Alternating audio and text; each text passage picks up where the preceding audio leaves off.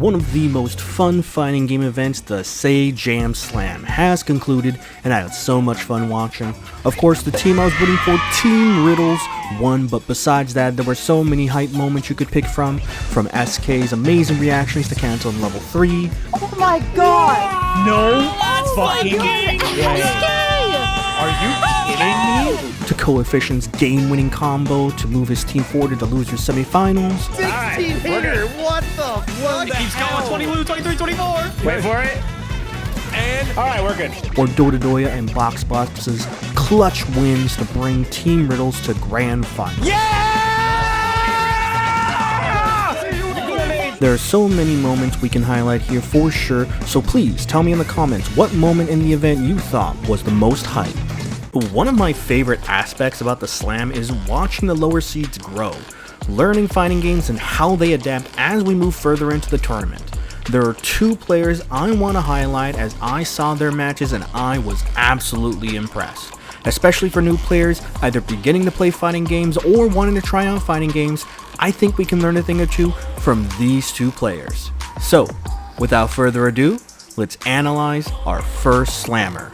Here comes a new challenger! The first player I want to highlight in the first seed from Team Chris CCH, Bricky. Bricky had previous experience in the last Sajam Slam, so this is nothing new to him. Despite being the first seed, there were certain strategies that he employed that made him one of the strongest of his first seed competitors. I'm going to play some key moments in his match against Deku, and we'll break them down. These two teams have the highest point total right now. So these are the ones that have the most points overall. And it's actually not even that close. And wow, so far Bricky is undefeated in this slot.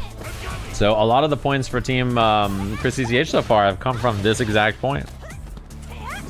For saying so far, this has been great gameplay from both of them. I think some good adjustments from Deku there. Oh, counter hit, combo. So what did Bricky do here that impressed me so much? Well, it's his ability to employ two different game plans during the entirety of the match. As you see, Bricky switches between going from playing passively against Zangief, walking back and throwing Fireball, and then when he sees the opportunity, he goes in for the offensive. I often find beginner players and even some intermediate players try to employ only a single strategy throughout the match, but Bricky being able to switch between two different play styles is nothing short of impressive. For example, look at this section in Game 2, where Bricky goes on the offensive here. Bricky goes for about 4 offensive sequences against Deku, using his standing medium punch to start off his offense and continues to apply it until he lands the super. After landing the super, Bricky switches up his game plan. He does not continue his offense, but instead decides to go for the low committal Fireball. So to summarize, what we can learn from Bricky is to employ two different strategies and rotate between them throughout the match. Always keep your opponent guessing what you are doing and never be predictable. This will give you a great foundation in moving up the ranks in Street Fighter 6, but also your journey into other fighting games. Here comes a new challenger! The next person we need to take a look at is the second seed from Team Shine, and that is Mogu. What specifically we're going to be looking at is Day 2 against Sykkuno.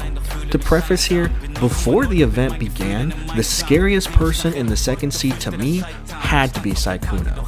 His aggressive, fast-paced playstyle is really effective strategy, as one of the biggest weaknesses of intermediate players is their defense. Sykkuno willing to act first and take advantage of the overall weaker defense of intermediate players, to me, would spell domination by him. This is why SK is such a strong contender as well. Her fast-paced offensive playstyle is really hard to keep up, and before you know it, the round is over. So when I saw Mogu versus Sykkuno, my initial thoughts were that this was going to be rough for Mogu. And boy, was I wrong. Let's take a look at some highlights from her match and see what she did that stopped the unstoppable force that is Sykkuno. Yeah, and I think Mogu was gonna play, from my understanding, Mogu was thinking about playing Mai this event. She like joined one of the lobbies, played Mai, and coincidence? You gonna blow up shot like that? Bring out. Dude, her neutral decisions have been so good so far, too. I'm a big fan of it. Into the corner, 1 round away here from a clean sweep. Mogu looking real good. So what happened here? Well, really, Mogu did 2 things that allowed her to dominate this match. The first is her anti-air DPs. She anti-aired Sykkuno almost every time that he tried to jump on her. Now, I understand she is on Modern, but that should not take away from the fact that she was prepared every time when he jumped in. Being able to stop one of his approaches in neutral so consistently forced him to now approach Mogu through other means. This leads to the lesson we can learn from Mogu, which is to neutralize super aggressive opponents. As we see here, Sykkuno wants to jump at Mogu to start his offense, but every time, Mogu was prepared with the anti-air. So, if Sykkuno can't approach from the air, then there's only one other way left that he can approach from, which is the ground.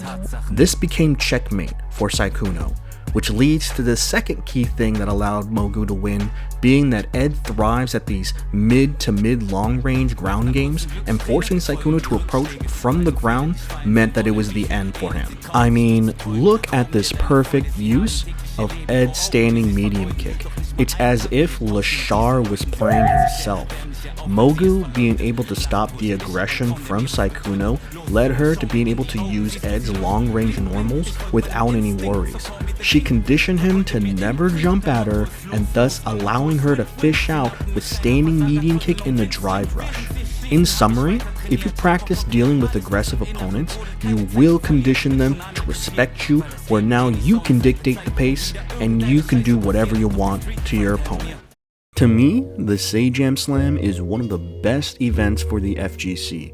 I know many of us want to see high-level players duking it out, but for me, the best part about fighting games is watching people grow and getting better. I think SK's journey from Iron to Master is one of the best examples of why fighting games are so great. Starting at the bottom and working your way up, facing any kind of challenges that comes at you and overcoming them, that is one of the greatest things to see when playing fighting games. Thank you very much for watching the video. I really do appreciate any amount of support that helps, especially for somebody who is just kind of starting out their content creator journey here.